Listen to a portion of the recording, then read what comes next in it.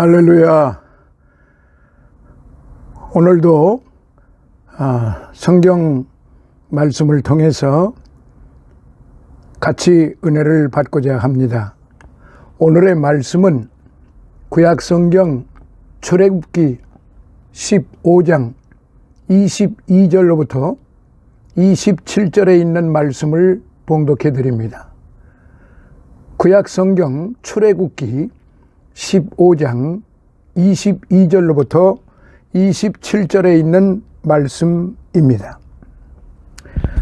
모세가 홍해에서 이스라엘을 인도하며 그들이 나와서 스루 광야로 들어가서 거기서 사흘 길을 행하였으나 물을 얻지 못하고 마라에 이르렀더니 그곳 물이 써서 마시지 못하겠으므로 그 이름을 마라라 하였더라. 백성이 모세를 대하여 원망하여 가로되 우리가 무엇을 마실까 하매 모세가 여호와께 부르짖었더니 여호와께서 그에게 한 나무를 지시하시니 그가 물에 던지매 물이 달아졌더라. 거기서 여호와께서 그들을 위하여 법도와 율례를 정하시고 그들을 시험하실세. 가라사대 너희가 너희 하나님 나 여호와의 말을 청종하고 나의 보기에 의를 행하며 내 계명에 귀를 기울이며 내 모든 규례를 지키면 내가 애굽 사람에게 내린 모든 질병에 하나도 너희에게 내리지 아니하리니 나는 너희를 치료하는 여호와임이니라. 그들이 엘림에 이르니 거기 물샘 12과 종려 70주가 있는지라. 거기서 그들이 그 물 곁에 장막을 치니라. 오늘의 말씀은 하나님을 바로 알자, 하나님을 바로 알자라는 그런 말씀이 되겠습니다. 부제로는요, 하나님을 맛보자. 좀 말이 좀 거센 것 같기는 하지만은 굉장히 의미가 깊기에 그렇게 정했습니다. 우리들의 신앙의 삶은 짧은 단거리 경주가 아니라 긴 마라톤입니다.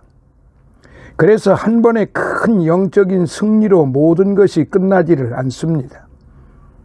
큰 승리와 찬양의 시간이 지난 다음에는 종종 메마르고 척박한 시간들이 뒤따르곤 하지요.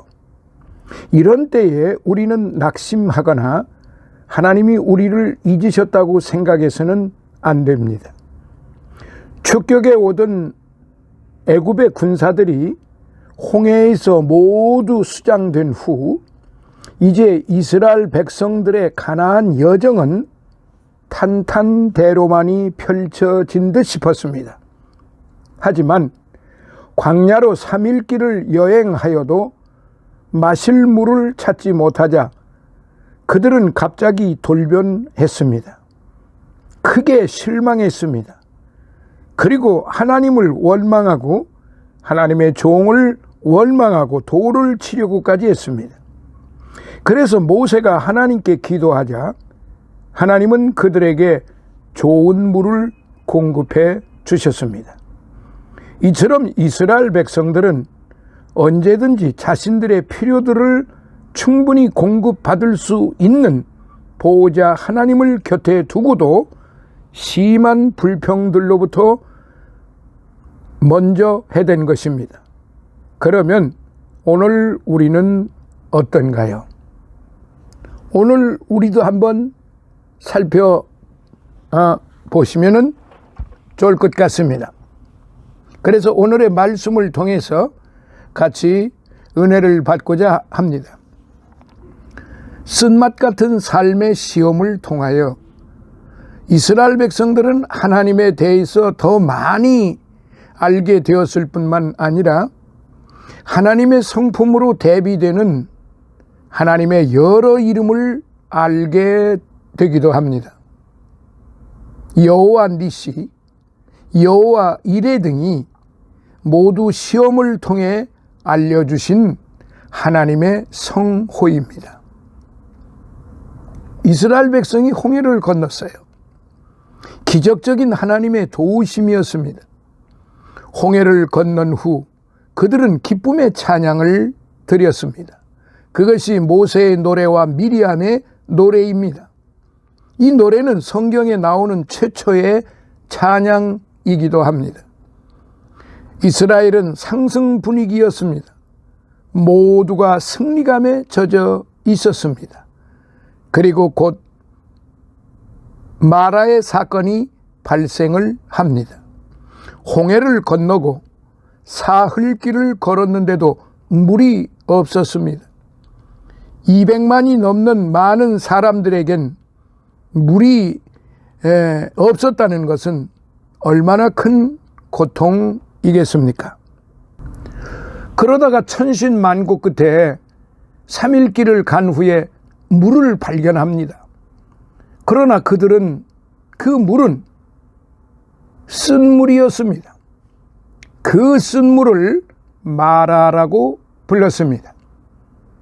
그러나 모세가 그 물에 나뭇가지를 넣으니 쓴 물이 먹을 수 있는 물이 되었습니다. 이런 쓴맛을 보고 난 다음 그들은 엘림에서 물샘 12를 만나고 하나님의 풍성한 채우심을 경험하게 됩니다.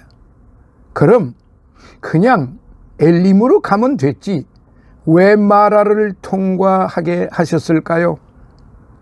도대체 하나님의 의도는 무엇이었을까요?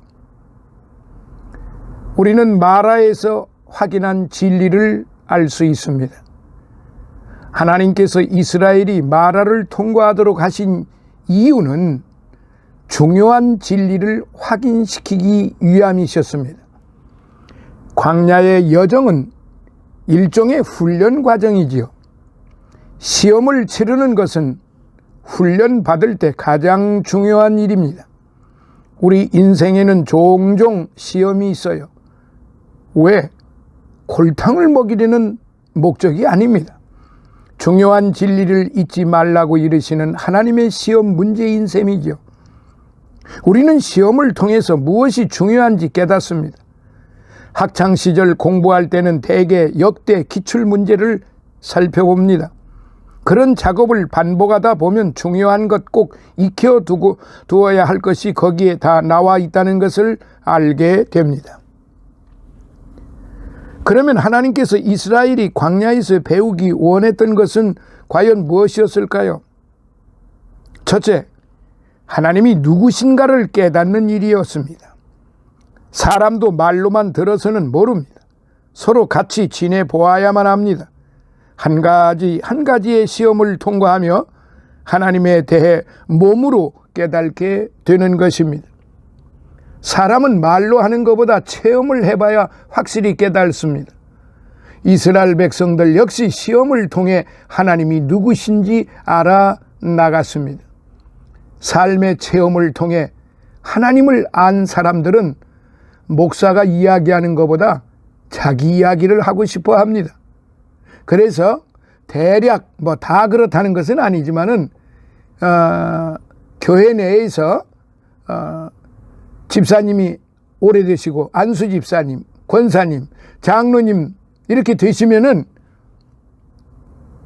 좀 미안한 말씀이나 하나님 말씀을 목사님 말씀을 잘 들어서 그 말씀대로 살아가야 되겠다. 그 말씀대로 내가 신앙생활을 해야 되겠다.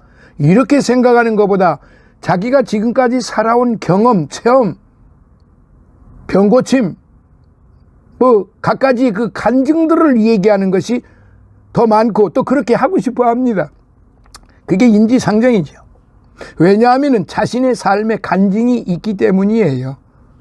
하나님께서 내 삶 가운데 하나님의 이런 모습을 보여주셨습니다 라고 말하고 싶은 것입니다. 그것은 그 가슴에 뜨거움이 있기 때문에 그렇습니다. 그것이 그리스도인의 간증의 삶이라고 봅니다. 반면에 삶의 시험이 없는 사람들은 하나님이 누구신지 전혀 모릅니다. 쓴맛 같은 삶의 시험을 통해 이스라엘은 하나님에 대해 더 많이 알게 되고 하나님의 성품으로 대비되는 하나님의 여러 이름도 알게 됩니다. 여호와 니시, 여호와 이레 등이 모두 시험을 통해 알려주신 하나님의 성호입니다. 시험을 통해서 간증이 나오게 되고 여호와가 누구라는 깨달음도 얻게 됩니다. 마라 사건을 통해 주신 하나님의 이름은 여호와 라파입니다. 이는 나는 너희를 치료하는 여호와임이니라 라는 말씀입니다. 이스라엘 백성들은 이 시험을 통과하며 여호와께서 함께 하시고 그분이 치료해 주시고 예비해 주시고 승리하게 하심을 깨달았다는 사실입니다. 깨달아야 한다는 사실입니다. 그리고 하나님을 찬양하는 것입니다. 예수님께서도 이제 성역을 시작을 하실 때 40일 동안 광야에 마귀에게 이끌려서 광야에 가셔서 40일 동안을 금식을 하십니다. 그리고 난 뒤에 마귀에게 시험을 받습니다. 돌 가지고 떡을 만들어라 등등 3가지 시험을 거기서 받지요. 그래서 그 3가지 시험은 경제적인 시험, 그리고 명예적인 시험, 그리고 종교적인 시험, 이렇게 3가지 시험을 받습니다. 마태복음 4장을 잘 읽어보시면은 제가 지금 말씀드린 3가지 시험을 이해하실 수 있습니다. 종교적인 시험, 명예적인 시험, 그리고 경제적인 시험, 한번 깊이 생각을 해보시기 바랍니다. 삶의 어려움이 있습니까? 지금의 고난과 고통은 우리 삶의 간증과 고백으로 내가 믿는 하나님이 어떤 하나님이신지 깨닫게 하시는 축복의 기회이기도 합니다. 시험은 하나님에 대해 생생하게 고백하도록 하는데 그 목적이 있습니다. 삶의 여러 시험을 통하여 하나님에 대한 진심 어린 고백이 흘러나오는 하나님의 종들이 되시기를, 하나님의 자녀들이 되시기를, 존귀함을 받는 성도들이 되시기를 간절히 바랍니다. 둘째, 승리 이후에도 시험은 있으니 겸손하라는 메시지입니다. 마라는 출애굽 이후 첫 번째 시험이었어요. 홍해를 건넌 후 이스라엘은 이제 우리 앞에 승리만 있다고 자만할 수 있었어요. 그때 하나님은 마라의 시험을 주신 거예요. 무슨 뜻일까요? 겸손하라는 말입니다. 승리 이후에 더 낮아져야 한다고 가르치는 것입니다. 이스라엘 백성들이 200만이 가까운 그 많은 백성들이 홍해 바다를 건너고 애굽의 군대들이 홍해 바다에 다 수장되는 것을 보고 그들은 승리의 도취에 빠졌습니다. 그들은 하나님을 찬양하긴 했습니다. 처음에. 그런데 너무 승리의 도취를 하면서 그들은 그만 하나님의 그 인도하심, 돌보심, 그걸 잃어버리게 되는 상황이 되었다는 사실입니다. 하나님은 그런 거를 미리 아시고 그들을 그냥 쭉 그냥 이렇게 갈 수 있는 길을 꺾어서 홍해 바다로 인도하셔서 하나님의 뜻이 무엇인가, 하나님의 권능이 어떠하신가, 그리고 하나님께서 어떻게 이 백성들을 인도하시는가를 깨닫게 해주시려고 홍해 바다로 가셨고, 그리고 홍해 바다에서 애굽 군대를 수장시키시고 하나님이 승리하셨던 것입니다. 그들은 승리에 도취했을 뿐이지 하나님의 뜻을 깨달지를 못했던 것입니다. 그 결과가 3일 만에 나타났지요. 하나님께서는 우리가 교만하여 넘어지지 않게 하기 위해 우리에게 가시를 주실 때가 있어요. 이것은 징계가 아니라 축복이에요. 하나님은 무슨 일이든지 특별한 일을 주시기 전에 가시부터 주십니다. 축복이 적으면 가시도 적습니다. 축복이 크면 가시도 큽니다. 약한 중에 강해지는 능력이 바로 기독교이기 때문에 그렇습니다. 바울 사도가 삼층전까지 갔다 와서 그야말로 바울 사도는 큰 능력을 하나님께 받은 몸으로서 사역을 하고 있었습니다. 그러나 한 가지 고통스러운 것이 있었어요. 그가 눈에 찔리는 가시병을 가지고 있었던 것입니다. 그 고통이 이루 말할 수가 없었습니다. 그래서 그는 하나님께 3번씩이나 간구했습니다. 이 가시병을 좀 거두어 주소서라고 3번씩이나 간구했는데 하나님께서 이런 지하에 내가 네게 준 은혜로 족하도다. 가시의 그 고통을 거두어 가시질 않고 그걸 고쳐주시지를 않고 내가 지금 너에게 준 은혜가 족하다. 이렇게 말씀을 하셨습니다. 여러분, 이 말씀을 잘 마음속에 새기시기를 바랍니다. 복에는 항상 유혹이 따라옵니다. 복을 받으면 우리는 복의 근원을 쉽게 망각합니다. 그러나 가시가 생기면 그 근본을 깨닫게 됩니다. 누가 당신에게 건강을 주었는가? 누가 당신에게 지혜를 주었는가? 누가 모든 일을 진행하시는가? 모든 것은 하나님이 주셨습니다. 시험 중에 우리가 깨달을 것은 내 시선이 하나님을 향하지 않았구나 하고 회개하는 마음입니다. 여러분 한번 자기 가슴에 손을 얹고 생각을 해보세요. 내가 지금 무엇을 바라보고 있습니까? 어디를 바라보고 있습니까? 명예를 바라보고 있습니까? 권세를 바라보고 있습니까? 재물을 바라보고 있습니까? 지식을 바라고 있습니까? 땅 부자가 되기를 바라고 있습니까? 내가 천하에 제일 가는 훌륭한 사람이 되기를 바라고 있습니까? 내 시선, 내 마음이 지금 어디를 향하고 있는가를 한번 생각해 볼 때 우리는 너나 나나 할 것 없이 회개하지 아니할 수 없습니다. 회개하지 않을 수 없습니다. 쓴 물에 나무 가지를 던졌다는 것은 무슨 뜻일까요? 십자가를 의미합니다. 여호와 라파는 예수님을 통해서 온전히 실현이 되었습니다. 예수님의 사역은 3분의 2가 병 고침의 사역이었습니다. 예수님은 치유의 하나님이십니다. 그렇다면 그 하나님을 만나지 못하는 이유가 무엇일까요? 우리가 병자로 나와야 되는데 우리가 건강한 자로 나오는 겁니다. 뭐 좀 이상하다고 생각하시겠죠? 건강한 자로 나오는 것이 뭐가 잘못됐나? 근데 주님의 말씀을 기억하세요. 주님은 건강한 자를 위하여 오시지를 않고 병든 자를 위하여 오셨다고 그러셨습니다.